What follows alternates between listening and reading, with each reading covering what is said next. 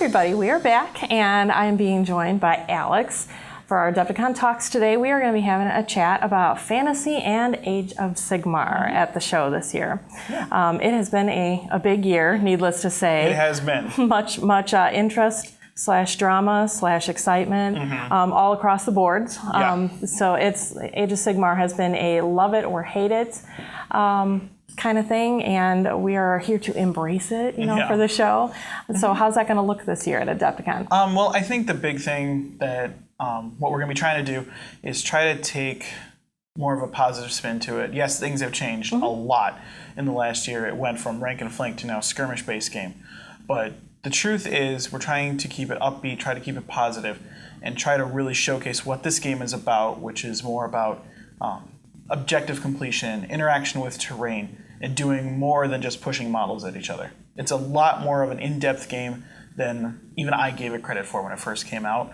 But the more we've been playing it, I can't tell you, I've had more fun playing AOS than I have playing 8th or 6th or 7th or any edition of Warhammer I've played. This could be like the best thing that they've put out. And I know some people don't like it, but the truth is, you should at least give it the fair shake, try it out, and come in with the attitude of, you know what, things have changed, but how can I make this work for me?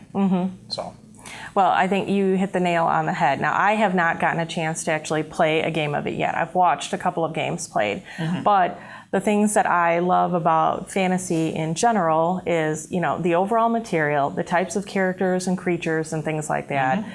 So anybody that has the models and minis from the past, you can now bring back and use in this world. And what you said about completing objectives and kind of interacting more with the terrain, that's all the pieces that I love more in the games, rather than it just let's get everybody together and shoot each other and be done with it. Well, the big thing is, like, in the years past, we have great terrain with AdeptiCon. I mean, that's always been one of our staples. But the thing is, if I put down a forest, the first thing I'm going to do is I'm going to pull up all the trees, and I'm going to move my tray in, and then it's like, so what's the point of having it? Right. With this game forcing you to interact with the terrain on a more, I would dare say, like, intimate basis, where you have to move your models within the trees to help create different cover lanes or limiting attacks, it makes it a much more dynamic game. And with the double turn, where it's at the end of game or turn round 1, I can then go first instead of second again. It makes a much more cinematic and dynamic type game, and it really just makes it a much more exciting game than just that kind of set standard we've had before. Right. So it adds a lot to it. It's a lot easier to pick up. There's no crazy charts to memorize, because that was always a problem. Which I also love that part too. Yeah, that was part of the problem. Like, even the Skaven book in 8th edition, it was, that good sized book, and then it had a 13-page FAQ in very small print outlining everything that they had to address. They don't have that issue with AOS. And it's just, you take the models that you want. And I think the big thing that, like, if you look at the old 8th and 6th ed books before, it was, I can only take these models because these are the good ones, this is not very good. Every model in this game, hands down, has a use and is good, and it doesn't matter. So you can finally take the stuff that you think is cool, not the stuff that is optimal, because everything is cool, because they redid everything at once. So It just changes everything. So it sounds like it. So what are the events going to look like at AdeptiCon this year then? Sure. For AOS, we do have 2 major events. We're doing the team tournament. We've always had a team tournament as a staple with the fantasy events. With Age of Sigmar, that'll be no different. So for that, it's going to be, for general purposes, we're using the SDK comp system. People that are interested can check it out on the website, where it creates a points value for a model. And that's just going to be used to build your list. It had nothing to do with winning the game. Oh, great. Again, it's objective based. So we have 2 player teams, and you're just going to be trying to play with your buddies. And I think we try to highlight that as one of our main events, because it is just fun. Just to play with your buddy and meet new people and just laugh and have a good time. And then on Saturday and Sunday, we have our championship, which will be 3 games Saturday, 2 Sunday. Again, using the same kind of system where it's about doing things instead of just killing the other guy. But we do have a new option for players this year. On Saturday, we're doing a 1-day option. So if you want to play Age of Sigmar, but you don't want to devote your whole weekend to it, or if you can't devote your whole weekend to it, if you have to travel back on Sunday, you have that option where you can try it, get your toes in it, see how it works, and just come out, play. That's the big thing. Very good. Very nice.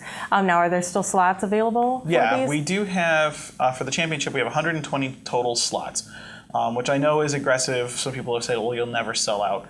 We're getting close. No kidding. Wow, so that's great. It's one of those things that it's just you need to look at it, give it a fair shake. You have nothing to lose and everything but gain by trying a new way to play the game with the toys you already have. Right. So, and the rules are free. That's been addressed, and for Games Workshop to do something for free, that's unheard of. I mean, and I get it, but it's just to come out, try it out. We do have plenty of spots for the championship. We have plenty of spots for the team tournament.